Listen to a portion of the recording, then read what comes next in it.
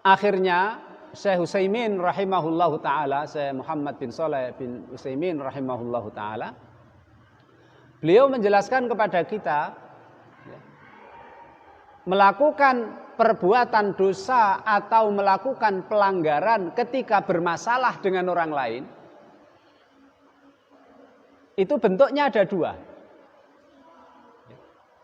Yang pertama adalah ayyad da'iya ma laisa minhu. Ketika dia bermasalah dengan orang lain atau punya perkara dengan orang lain,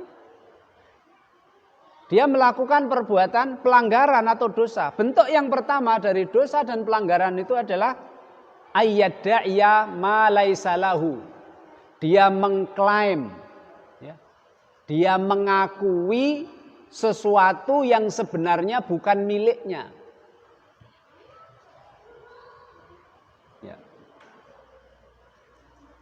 Ini bisa dicontohkan.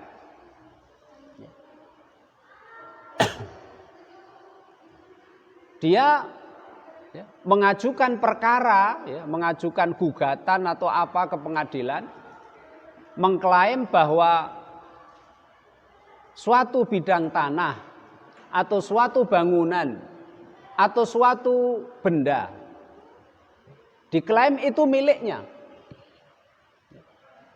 Kemudian dia melakukan segala upaya supaya dia menang di pengadilan tersebut.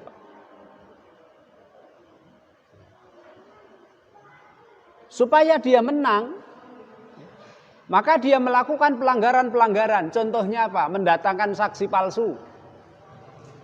Nah inilah maksud dari idza khasama fajar.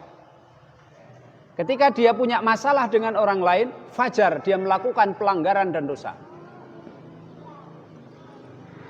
Dia tahu, Pak, benda yang dia perkarakan itu dia tahu bukan miliknya. Tapi dia berusaha supaya benda itu menjadi miliknya dengan cara apapun. Mendatangkan sumpah palsu, kemudian menyuap hakimnya, kemudian membayar pengacara yang handal meskipun memerlukan biaya yang banyak. Inilah maksud melakukan perbuatan dosa dan pelanggaran ketika bermasalah dengan orang lain. Yaitu an yadda'iya ma laisa lahu. Ya, dia mengklaim sesuatu itu miliknya padahal aslinya bukan, sehingga dia melakukan segala upaya, ya, berbohong dalam sumpah palsu, mendatangkan saksi palsu, nyogok, membayar pengacara dan lain sebagainya supaya barang itu menjadi miliknya. Dan ini merupakan salah satu sifat kemunafikan. Kemudian bentuk yang kedua, Pak. Bentuk yang kedua adalah an yunkira ma yajibu alaihi. Dia berusaha untuk mengingkari dan menolak apa yang menjadi kewajibannya. Contoh,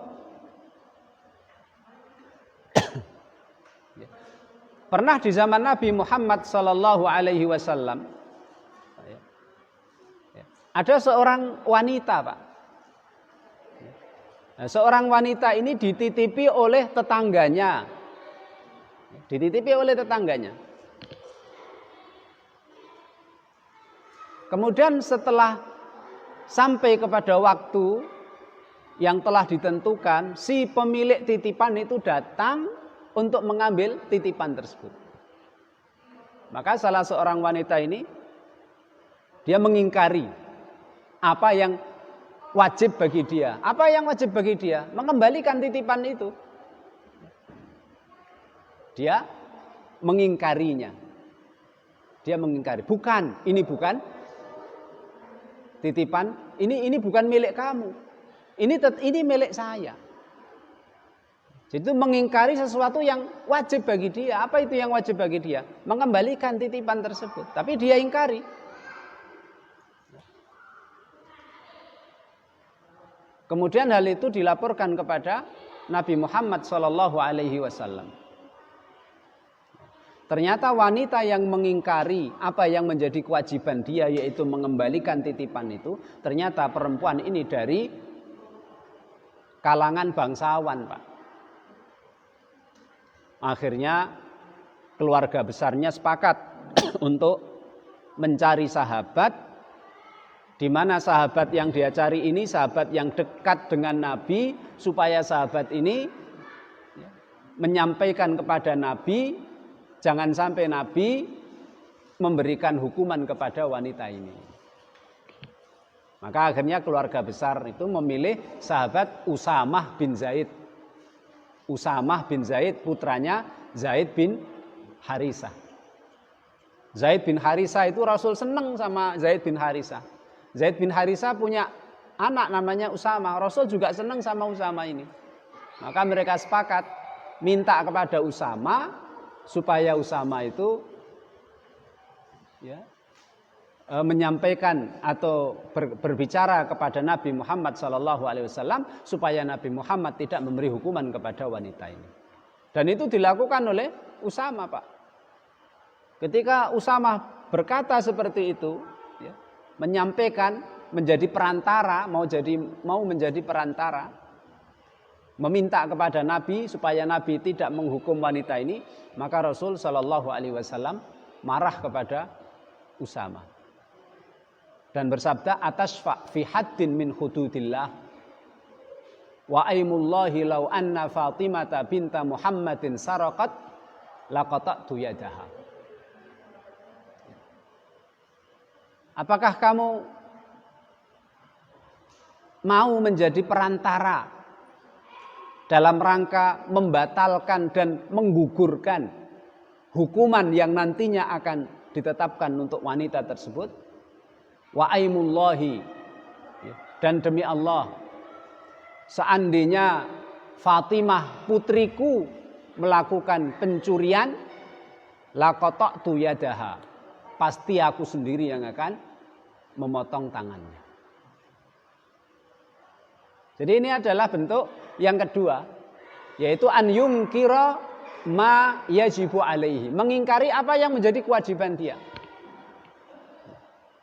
Nah, termasuk Pak zaman sekarang itu mestinya dia harus bayar pajak, tapi direkayasa mencari ahli apalah begitu Pak ya, sehingga mestinya dia harus bayar uang sekian, direkayasa. Akhirnya itu rekayasa itu kan mesti ada kebohongannya itu.